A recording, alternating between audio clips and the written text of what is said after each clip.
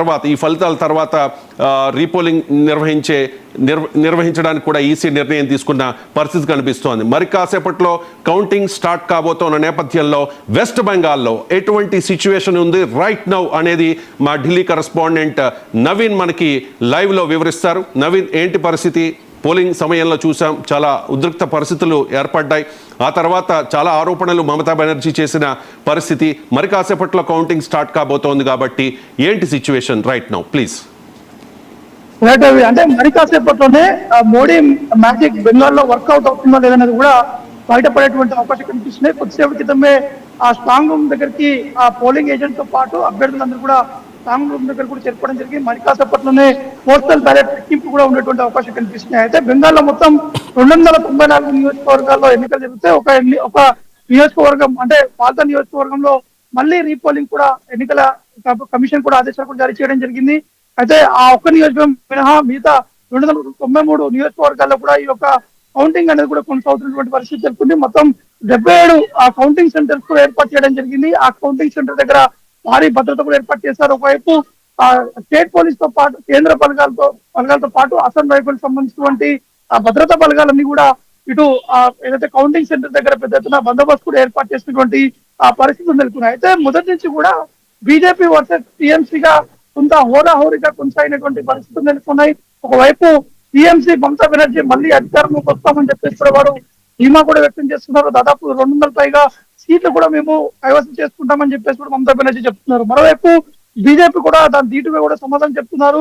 ఎన్నికల ప్రచారం హోరాహోరీగా కూడా జరిగింది. కొంత గందరగోళమైనటువంటి పరిస్థితులు నెలకొన్నాయి.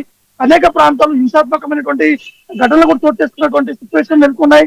ముఖ్యంగా సౌత్ పారాగన్ లో కొంత హింసాత్మకమైనటువంటి ఘటనలు చోటు చేసుకున్నాయి. ఆ ప్రాంతాల్లో మళ్ళీ రీపోలింగ్ కూడా పెట్టినటువంటి సిచ్యువేషన్ నెలకొంది. కానీ ఈ రోజు కౌంటింగ్ జరుగుతుంది కాబట్టి అందరు కూడా దేశవ్యాప్తంగా ఉత్కంఠంగా బెంగాల్ వైపు చూస్తున్నటువంటి పరిస్థితులు నెలకొన్నాయి. ఎందుకంటే బెంగాల్ సంబంధించినటువంటి ఎగ్జిట్ పోల్స్ కొన్ని సర్వేలు కూడా ఇంకా పోల్స్ సర్వేని కూడా వారు వెల్లడించలేదు. ఎందుకంటే ఈ బెంగాల్లో ఉన్నటువంటి ఓటర్ల మనసు ఏ విధంగా ఉందన్నది కూడా చెప్పలేనటువంటి సిచ్యువేషన్ నెలకొంది. ఎందుకంటే ప్రతి ఒక్క ఓటర్ కూడా నేను స్వయంగా పశ్చిమ బెంగాల్లోని కోల్కతా ప్రాంతంలో ఉన్నాను. ఇక్కడ ఉన్నటువంటి ఈ ప్రాంతాల్లో అనేక మంది ఆ ఓటర్లు కూడా తాము ఎవరికి ఓటు వేసామనేది కూడా చెప్పలేనటువంటి సిచ్యువేషన్ లో ఉన్నారు. ఎందుకంటే ఒక పానిక్ గా ఉన్నారు, అంటే ఒక భయభ్రాంతులతోటి గురైనటువంటి సిచ్యువేషన్ అనుకున్నాయి. ఎందుకంటే టీఎంసీకి ఓటేసామని చెప్తే బీజేపీ మాపై దాడి చేస్తుందని చెప్పేసి భావిస్తున్నారు. ఒకవేళ బీజేపీకి ఓటేస్తే టీఎంసీ మాపై దాడి చేసేటువంటి పరిస్థితులు బెంగాల్లో నెలకొన్నాయని చెప్పేసి కూడా ఇక్కడ ఉన్నటువంటి ఓటర్లు స్వయంగా చెప్తున్నటువంటి సిచ్యువేషన్ నెలకొంది. కాబట్టి సరిగా 8 గంటలకి పోస్టల్ బ్యాలెట్ లెక్కింపు ఉంటుంది. ఆ 8 నుంచి 8:30 మధ్యలోనే బెంగాల్ పగ్గాలు ఎవరి చేతిలో ఉంటాయనేది కూడా కొంత క్లారిటీ వచ్చేటువంటి అవకాశం కనిపించింది. ఎందుకంటే ఏ రాష్ట్రంలోనే కానీ పోస్టల్ బ్యాలెట్ లెక్కింపు తోటి కొంత స్పష్టత వస్తుంది. అంటే ప్రభుత్వ ఓటర్లు కావచ్చు, వృద్ధులు కావచ్చు, వీరు ఎవరికి ఓటేస్తారు అనేది కొంత క్లారిటీ కూడా వచ్చేటువంటి అవకాశం ఉంది. కాబట్టి పూర్తి స్థాయిలో భవానీపూర్ పైన ఎక్కువగా ఫోకస్ కూడా పెట్టడం జరిగింది. ఎందుకంటే మమతా బెనర్జీ భవానీపూర్ నుంచి పోటీ చేశారు. భవానీపూర్ లో ఆ పోలింగ్ జరిగినటువంటి సమయంలో కొంత గందరగోళం జరిగింది, పెద్ద ఎత్తున ఆందోళన కూడా చేశారు. టీఎంసీ వర్సెస్ బీజేపీ మధ్య ఆ దాడులు కూడా జరిగినటువంటి సిచ్యువేషన్ నెలకొంది. స్వయంగా నిన్న భవానీపూర్ ఆ కౌంటింగ్ సెంటర్ అంటే భవానీపూర్ నియోజకవర్గం ఏదైతే కౌంటింగ్ సెంటర్ ఉందో ఆ కౌంటింగ్ సెంటర్ దగ్గర బీజేపీ ఆ కార్యకర్తలకు సంబంధించినటువంటి వాహనం కౌంటింగ్ కేంద్రం లోపలికి వెళ్తుందని చెప్పేసి టీఎంసీ ఆ పార్టీకి సంబంధించినటువంటి కార్యకర్తలు ఆ వాహనంపై కూడా దాడి చేశారు. కొద్దిసేపటి క్రితమే ఇటు ఆ కౌంటింగ్ ఆ కేంద్రాలకు వెళ్తున్నటువంటి ఆ ఏజెంట్ కావచ్చు, అక్కడ ఉన్నటువంటి వారందరిపై కూడా కొంత టీఎంసీ కావచ్చు, బీజేపీ కొంత అనుమానాలు కూడా వ్యక్తం చేస్తున్నారు. ఎందుకంటే భవానీపూర్ అనేది చాలా కీలకంగా ఉన్నటువంటి సిచ్యువేషన్ నెలకొంది. ఎందుకంటే మమతా బెనర్జీ పోటీ చేస్తున్నటువంటి ఈ స్థానం చాలా క్రూషియల్ గా ఉంది. కాబట్టి మెయిన్ గా భవానీపూర్ కాన్స్టిట్యున్సీలోనే పూర్తి స్థాయిలో పోలీసులు కట్టుదిట్టమైనటువంటి భద్రత కూడా ఏర్పాటు చేశారు. ముఖ్యంగా రాత్రి నుంచి కూడా పోలీసులు అన్ని ఆ కాన్స్టిట్యున్సీలో ఒక మాక్ డ్రిల్ కూడా ఏర్పాటు కూడా చేయడం జరిగింది. ఎందుకంటే ప్రజలందరూ ప్లానింగ్ గా ఉన్నారు. ఖచ్చితంగా టీఎంసీ గెలుస్తుందా బీజేపీ గెలుస్తుందా అనేది కూడా కొంత ఉత్కంఠంగా కూడా ఎదురు చూస్తున్నటువంటి సిచ్యువేషన్ నెలకొంది బెంగాల్లో. రవి, పర్సంటేజ్ ఇక్కడ నమోదైన పరిస్థితి 92+ అంటే ఎప్పుడు కూడా లేదు బెంగాల్లో. అండ్ ఇంకొకటి, ఇప్పటి వరకు ఏ పార్టీ గెలిచినా, అప్పట్లో లెఫ్ట్ అయినా ఆ తర్వాత 15 ఏళ్లుగా తృణమూల్ కాంగ్రెస్ అయినా కూడా 200+ సీట్స్ సాధించడం అనేది ఆ కూటమికో ఆ పార్టీకో ఒక ఆనవాయితీగా వస్తున్న పరిస్థితి. ఈసారి ఎగ్జిట్ పోల్స్ చూసుకుంటే కనుక టీఎంసీకి జన్మత్ పోల్స్ లీడ్ ఇస్తోంది. 205 సీట్లు సాధించవచ్చని ఆ ఎగ్జిట్ పోల్స్ సంస్థ జన్మత్ పోల్స్ చెప్తోన్న పరిస్థితి. అలాగే పీపుల్ పల్స్ కూడా టీఎంసీ వైపే మొగ్గు చూపిస్తోంది. కానీ ఇక్కడ భారతీయ జనతా పార్టీకి పీమార్క్ అండ్ మ్యాట్రిజ్ ఈ 2 సంస్థలు కూడా భారతీయ జనతా పార్టీ వైపు మొగ్గు చూపుతున్నాయి. ఓవరాల్గా చూసుకుంటే 2 ఎగ్జిట్ పోల్ సంస్థలు భారతీయ జనతా పార్టీకి, మరో 2 ఎగ్జిట్ పోల్ సంస్థలు తృణమూల్ కాంగ్రెస్కి లీడ్ చూపిస్తుంటే టఫ్ ఫైట్ మాత్రం జేవీసీ ఇస్తోంది. 2 పక్షాలకి కూడా టఫ్ ఫైట్ ఉంటుంది అని చెప్పేసి, అంటే హంగ్ ఏర్పడవచ్చు అని చెప్పేసి ఒక చిన్న సిగ్నల్ అయితే ఇచ్చిన పరిస్థితి. పోల్ ఆఫ్ ద పోల్స్ విషయానికి వస్తే 142 తృణమూల్ కాంగ్రెస్కి ఉంది, అలాగే భారతీయ జనతా పార్టీకి వచ్చి 143 ఉంది. జస్ట్ ఆల్మోస్ట్ ఈక్వల్ మాట. సో ఈ పరిస్థితిని ఏ రకంగా అర్థం చేసుకోవాలి? ఎక్కడ తేడా జరిగింది? తేడా ఇన్ ద సెన్స్ అంటే సర్ ద్వారా లక్షల ఓట్లను తొలగించేసిన పరిస్థితి. సో అందుకే భారతీయ జనతా పార్టీ చెప్తోంది ఖచ్చితంగా నిజమైన ఓటర్లు మాత్రమే ఓటేశారు కాబట్టి పోలింగ్ పర్సంటేజ్ పెరిగింది అని చెప్పేసి. సో ఓవరాల్గా చూసుకుంటే అంటే ఇప్పుడున్న అంటే మీరు చెప్తూ ఉన్నట్టుగా యాక్సిస్ మై ఇండియా అయితే మాత్రం ఖచ్చితంగా మేము బెంగాల్లో ప్రెడిక్ట్ చేయలేము, అక్కడ ఫియర్ ఫ్యాక్టర్ చాలా ఎక్కువగా ఉంది అని చెప్పేసి. సో ఏ పార్టీ గెలవబోతోంది, ఏ కూటమి గెలవబోతోంది అనేది మరి కాసేపట్లో ఒక క్లారిటీ, మరికొద్ది గంటల్లో క్లారిటీ వచ్చేస్తోంది.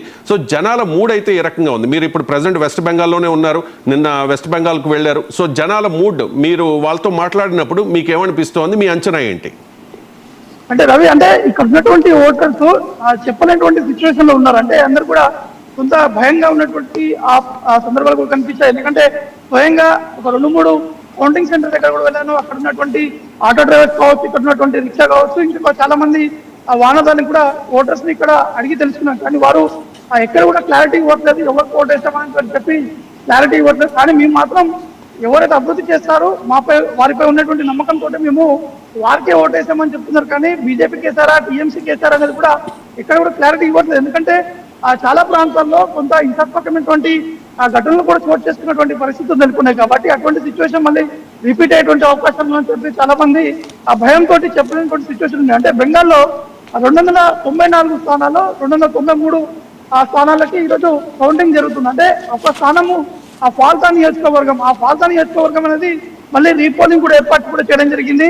అయితే అది టీఎంసీకి కంచుకోట లాంటిది. అంటే ఆ ప్రాంతాల్లో పోలింగ్ జరిగినటువంటి సమయంలో పెద్ద ఎత్తున ఆందోళనలు జరిగాయి, దాడులు జరిగాయి, టీఎంసీ కార్యకర్తలు గాయాలయ్యాయి, కొంతమంది బీజేపీ కార్యకర్తలు కూడా గాయాలయ్యే వారు వెంటనే ఆసుపత్రికి తరలించారు. అంటే కొంత ఈవీఎంలు కూడా మూడాయించినటువంటి సిచ్యువేషన్ నెలకొన్నాయి. కొన్ని ప్రాంతాల్లో ఈవీఎం బటన్స్ కూడా పనిచేయాలని చెప్పేసి కూడా ఇటు తృణమూల్ కాంగ్రెస్ పార్టీకి సంబంధించినటువంటి కార్యకర్తలు కూడా చెప్పడం జరుగుతుంది. కాబట్టి ఎన్నికల కమిషన్ దాన్ని డిసిషన్ తీసుకొని ఈ ఫాల్తా నియోజకవర్గానికి మళ్ళీ రీపోలింగ్ చేపట్టాలని చెప్పేసి కూడా ఎన్నికల కమిషన్ కూడా ఒక డిసైడ్ కూడా చేయడం జరిగింది. దానికి సంబంధించినటువంటి ఆ తేదీ కూడా ప్రకటన కూడా చేయడం జరిగింది. కానీ ప్రెసిడెంట్ ఉన్నటువంటి ఆ ఫాల్తా నియోజకవర్గం ఇది తృణమూల్ కాంగ్రెస్, అంటే దాదాపు 3 సార్లు టీఎంసీఏ ఆ ఫాల్తా నియోజకవర్గంలో గెలిచారు. కానీ బీజేపీ ఇప్పుడు ఆ ఫాల్తా నియోజకవర్గం పైనే ఫోకస్ కూడా పెట్టడం జరిగింది. ఖచ్చితంగా బీజేపీ గెలుస్తుందని చెప్పేసి, ఆ నియోజకవర్గం గెలుస్తుందని చెప్పేసి కూడా వారు భావిస్తున్నారు. ఎందుకంటే ఈ సౌత్ పారగన్ అనేది ఏదైతే ఉందో, 24 సౌత్ పారగన్ అనేది ఏదైతే ఉందో, ఆ ప్రాంతాల్లో ఎక్కువగా ముస్లిం ఓటర్స్ కూడా ఎక్కువగా ఉంటున్నారు. వారందరూ కూడా ఆ టీఎంసీకే మద్దతు కూడా తెలిపేటువంటి పరిస్థితి కూడా నెలకొంది. సాధారణంగా గతంలో జరిగినటువంటి ఆ ఎన్నికల్లో కూడా అదే పరిస్థితులు నెలకొన్నాయి. కానీ కొన్ని కీలకమైనటువంటి ఆ నియోజకవర్గానికి సంబంధించిన విషయాలు చెప్తాను. భవానీపూర్ లో మమతా బెనర్జీ వర్సెస్ సువేందు అధికారి. అంటే గతంలో సువేందు అధికారి మమతా బెనర్జీ తోటి ఉన్నటువంటి ఆ వ్యక్తి దాని తర్వాత బయటికి రావడము, బీజేపీలో చేరడము, ఇప్పుడు మమతా బెనర్జీకి ఎగనెస్ట్ గా పోటీ కూడా చేస్తున్నటువంటి పరిస్థితులు నెలకొన్నాయి. కానీ ఇప్పుడు ఆ నియోజకవర్గం అనేది చాలా కీలకంగా మారబోతుందని కూడా చెప్పుకోవచ్చు. ఎందుకంటే ఈ వెస్ట్ బెంగాల్లో జరిగినటువంటి ఎన్నికల్లో సీఎం వర్సెస్ ఇటు సువేందు అధికారి. అంటే ఒకవేళ బీజేపీ గెలిస్తే మాత్రం ఖచ్చితంగా సువేందు అధికారి ఆ ముఖ్యమంత్రి అయ్యేటువంటి అవకాశాలు ఉన్నట్టు కూడా మనకి స్పష్టంగా కనిపిస్తున్నాయి. ఎందుకంటే బీజేపీ ఆ వర్గాల్లో ఈ చర్చ అనేది కొనసాగుతుంది. మరోవైపు నందిగ్రామ్ లో కూడా ఆ సువేందు అధికారి వర్సెస్ పవిత్ర గారు, అంటే తృణమూల్ కాంగ్రెస్ నుంచి పోటీ చేసినటువంటి వారు, అక్కడ కూడా వీరిద్దరి మధ్య కొంత టఫ్ ఫైట్ అనేది కూడా కొనసాగుతుంది. అక్కడ కొంత బీజేపీ పై చేయి ఉన్నటువంటి అవకాశాలు ఉన్నట్టు కూడా మనకి స్పష్టంగా అర్థమవుతుంది. ఇంకా మరోవైపు జాదవ్పూర్ లో రంజన్ భట్టాచార్య ఆ సిపిఐఎం నుంచి కూడా వారు పోటీ చేస్తారు. మరోవైపు కోల్కతా పోర్టు ఫిరాజ్ హకీం అక్కడి నుంచి కూడా పోటీ కూడా చేయడం జరిగింది. ఇది కొన్ని కీలకమైనటువంటి నియోజకవర్గాలపైనే అందరూ ఆ దృష్టి కూడా ఉన్నటువంటి పరిస్థితి ఉంది. కాబట్టి చూడాల్సి ఉంటుంది. అంటే మరీగా అంటే సరిగా ఈ మరొక హాఫ్ అన్ అవర్ లోనే ఈ పోస్టల్ బ్యాలెట్ లెక్కింపు అనేది కూడా ప్రారంభం కాబోతుంది. Right, okay. మరి కాసేపట్లో కౌంటింగ్ స్టార్ట్ కాబోతోంది కాబట్టి ఈ కౌంటింగ్కి సంబంధించి, ఎందుకంటే భారతీయ జనతా పార్టీ చాలా ప్రెస్టీజియస్గా తీసుకున్న పరిస్థితి 2021లో విశ్వ ప్రయత్నం చేసింది. అక్కడ సువేందు అధికారం ద్వారా చాలా రాజకీయం చేసిన పరిస్థితి. కానీ మమతా బెనర్జీని మాత్రం అక్కడ ఓడించగలిగారు. కానీ అల్టిమేట్గా తృణమూల్ కాంగ్రెస్ అక్కడ గెలిచిన పరిస్థితి. ఇప్పుడు 2026లో ఖచ్చితంగా గెలవాలి అని చెప్పి భారతీయ జనతా పార్టీ చాలా సీరియస్గా తీసుకున్న పరిస్థితి.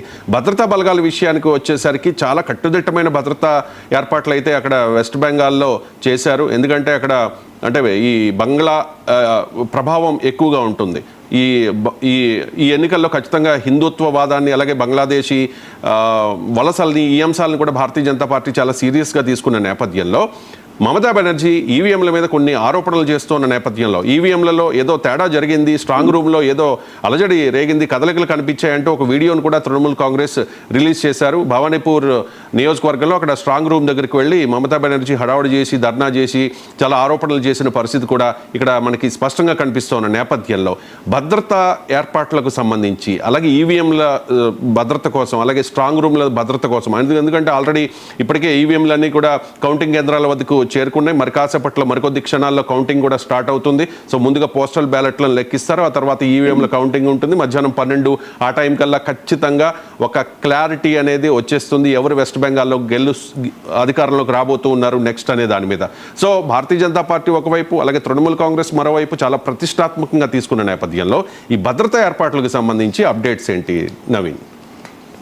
అంటే భద్రత కన్నా ముందు ఒక బెంగాల్లో ఒక లోకల్ ఫీలింగ్ అనేది కూడా ఎక్కువగా ఉంటుంది రవి. అంటే ఎక్కువ శాతం బెంగాలీలోనే మాట్లాడేందుకు కూడా వారు అనుకూలంగా ఉన్నారు. ఎందుకంటే చాలా మంది హిందీలో మాట్లాడాలంటే మేము ఎందుకు హిందీలో మాట్లాడాలి, మేము బెంగాలీస్ కాబట్టి, మన మదర్ టంగ్ బెంగాలీ కాబట్టి మేము బెంగాల్లోనే మేము మాట్లాడతామని చెప్పేసి కూడా చాలా మంది చెప్తున్నారు. అంటే దీన్ని బట్టి అర్థమవుతుంది అంటే టీఎంసీకి ఏ విధంగా ఇక్కడ ఉన్నటువంటి ఓటర్స్ పట్టం కట్టబోతున్నారు అనేది కూడా దీన్ని బట్టి స్పష్టంగా క్లారిటీగా కూడా అర్థమవుతుంది. ఎందుకంటే ఒకవైపు హిందీని కూడా ముందుకు తీసుకెళ్లాలని చెప్పేసి కూడా ప్రయత్నం చేస్తున్నారు. మరోవైపు మమతా బెనర్జీ ఒకవేళ బెంగాల్లో బీజేపీ వస్తే ఖచ్చితంగా ఇతర రాష్ట్రాలపై ఏ విధంగా అయితే ఇబ్బందులు పడుతున్నారో అదే విధంగా ఇబ్బందులు మళ్ళా బెంగాల్లో ఆ సిచ్యువేషన్ నెలకొంటుందని చెప్పేసి కూడా ఓటర్లు కావచ్చు పెద్ద ఎత్తున ప్రచారం చేస్తున్నటువంటి సమయంలో మమతా బెనర్జీ స్వయంగా ఈ అంశాన్ని లేవనెత్తినటువంటి సిచ్యువేషన్ నెలకొంది.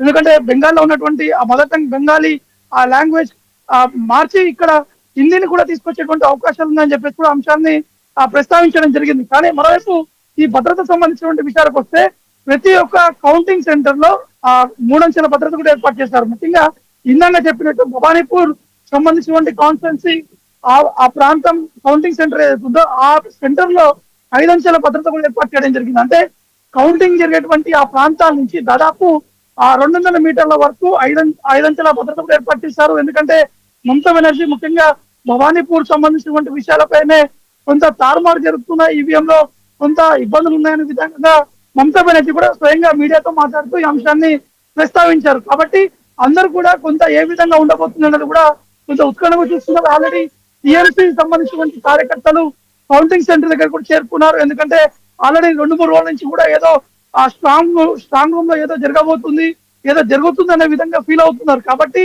ఏ విధంగా ఉండబోతుంది అనేది కూడా చూడాల్సి ఉంటుంది. మరోవైపు సెంట్రల్ అంటే సిఐఎస్ఎఫ్ తో పాటు సిఆర్పిఎఫ్, మరోవైపు ర్యాపిడ్ యాక్షన్ ఫోర్స్ తో పాటు బెంగాల్ సంబంధించినటువంటి స్టేట్ పోలీసులందరూ కూడా ఈ యొక్క భద్రత కూడా ఏర్పాటు కూడా చేయడం జరిగింది. ఎక్కడ ఎటువంటి ఇబ్బందులు తలెచ్చకుండా మాత్రం కట్టుదిట్టమైనటువంటి భద్రత కూడా ఏర్పాటు చేయడం జరిగింది. అప్డేట్స్